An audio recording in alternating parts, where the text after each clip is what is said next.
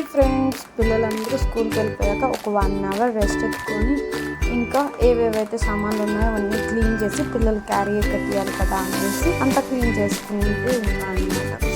అలాగే ఇంకా యాక్చువల్లీ ఇదంతా వచ్చి మండే వీడియో. ట్యూస్డే పూజ చేసుకున్నాము అనుకొని మొత్తం నీట్గా చేసుకుంటూ ఉంటే సడన్గా లైక్ ఇంకా 3 days వరకు రూమ్లోకి వెళ్ళాలి అనే సిచ్యువేషన్ అయితే వచ్చేసింది. అండ్ సెకండ్ అయితే మనకు షష్ఠి వస్తుంది కదా, షష్ఠి పూజ చేసుకోవడానికి వీలుగా ఎట్లా అన్నీ క్లియర్ అయిపోతుంది అని ఒక పక్క హ్యాపీనెస్. బట్ ఇది చేసుకునేటప్పుడు నాకు తెలీదు. సో ఉన్నంతవరకు వర్క్స్ అన్నీ చేసేసుకున్నాము అట్లా అనేసి అనుకొని ఎర్లీగా చేసేసుకుంటే ట్యూస్డే కొంచెం ఈజీగా పూజ చేసుకోవచ్చు అనుకొని నేను అన్నీ ఫాస్ట్గా చేసుకుంటూ ఉన్నాను. ఇంకేదైతే బిఫోర్గా కడుగున్న సామాన్లన్నీ సర్దేసి కడగాల్సిన సామాన్లన్నీ బాస్కెట్లో పెట్టుకొని వాటిని ఎండబెట్టేసి దానికి అవుతుంది. అప్పుడు అయితే ఏదైతే స్టవ్ ఉందో అదంతా క్లీన్ చేసుకుంటామని. మా ఇంట్లో ఎప్పుడు ప్రాబ్లం ఏంటంటే చీమలు, ఎక్కడ చూసినా చీమలు ఉంటుంది. ఎంత ఇదన్నా ఎక్కడి నుంచో ఒక చోట నుంచి చీమలు వస్తూనే ఉంటాయి అన్నమాట. ఇది అయితే సండే నైట్ చేసిన పప్పు. ఆ రోజు మా మామ వస్తామో అనుకొని పప్పు చేసి పెట్టాను, ఆయన రాలేదు. సో అలాగే ఫ్రిడ్జ్లో పెట్టేసాను. ఇంక ఈరోజు మళ్ళీ ఎందుకు పూర్తి వేస్ట్ చేయడమని అదే పప్పు వేట్ చేసి పిల్లలు క్యారీ పెట్టేస్తాను. ఆఫ్టర్నూన్కి రైస్ కుక్కర్లో రైస్ పెట్టేసి ఇంట్లో వర్క్స్ అన్నీ చేసుకుంటున్నాను. ఇది చూసారు, ఇదంతా మెస్సీగా ఉంది కిచెన్లో. సరే క్లీన్ చేసుకుంటున్నాను. ఈ పాట రీసెంట్ టైంలో నాకు చాలా ఫేవరెట్ అయిపోయింది. ఆ పాట వింటూ వర్క్ చేసుకుంటున్నాను.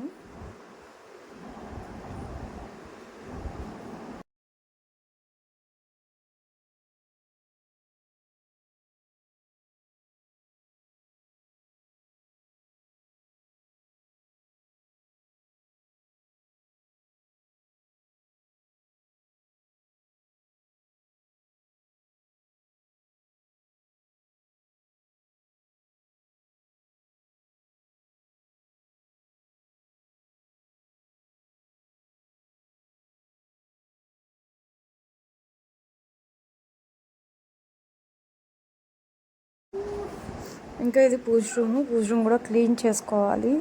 నార్మల్గా నేను ఎవ్రీ వీక్లో సండే అలా క్లీన్ చేసుకుంటాను.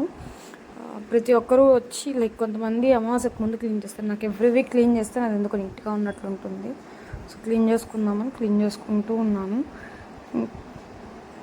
ఉన్నవన్నీ క్లీన్ చేస్తున్నాను. 1 రూమ్ ఫస్ట్ క్లీన్ అయిపోతే బెటర్ అని. ఆ లాస్ట్లో వచ్చి నేను ఉప్పు దీపం పెడతాను. అన్నీ అయిపోయాక ఇది వచ్చి పూజ సామాన్లు. మనం పూజ సామాన్లు కడుక్కునేటప్పుడు ఏది యూజ్ చేయాల్సిన అవసరం లేదు. కొంచెం ఒక లెమన్ సైజ్ అంత చింతపండు, ఒక హాఫ్ హ్యాండ్కి సాల్ట్ తీసుకొని దాంట్లో విమ్ లిక్విడ్ వేసేసి ఫుల్గా నానబెట్టేసి కానీ క్లీన్ చేస్తామంటే వైట్గా వస్తుంది. చూసారు ఎంత వైట్గా ఉందో. సేమ్ మేము ఫస్ట్ సాటర్డేనే మొక్కేసామన్నమాట. అప్పుడైతే మా అత్తగారు వచ్చున్నారు ఇంటికి. వచ్చి ఏంటి ఎప్పుడు చూసినా పూజ సామాన్లు జిడ్డుగానే ఉంటాయి అట్లా అన్నారు. ఆ రోజు అందరికీ తెలిసిందే కదా, లైక్ మనం ఫ్రైడే పూజ సామాన్లు క్లీన్ చేయకూడదు. థర్స్డే క్లీన్ చేస్తాను, ఫ్రైడే దీపం పెట్టాను. ఇంక సాటర్డే మార్నింగ్ మళ్ళీ క్లీన్ చేసుకోవాలని లైట్గా క్లీన్ చేస్తే అది కొంచెం ఎంత షైనింగ్ అయితే రాలేదు. కొంచెం నార్మల్గా క్లీన్ చేసి పెట్టేసాను ఇంకా పూజ పనులు హడావిడిలో. ఇంక ఈరోజు ఓపిక ఉంది కాబట్టి నీట్గా చేసుకున్నాను. ఇలా మనం నీట్గా చేసుకున్నప్పుడు అంతా ఎవరు వచ్చి చూడరు అనమాట. ఎప్పుడైతే మనం కొంచెం అటు ఇటు చేస్తామో అప్పుడు వచ్చి చూసి సొట్టలన్నీ చెప్తారు. చేయలేని వాళ్ళే ఊరికే మాట్లాడుతూ ఉంటారు అన్నట్లు. ఏదో పెద్ద ఇదన్నీ చేసేస్తుంది, పూజకి ఏం చేయలేదు, ఇట్లే నాకు అడిగేది అన్నట్లు మాట్లాడతారు. ఎవరికి తెలుస్తుంది మనం ఎంత చేస్తాము ఏమైనా. పూజ రోజు ఎలా ఉంటుందో కూడా ఆలోచించారు.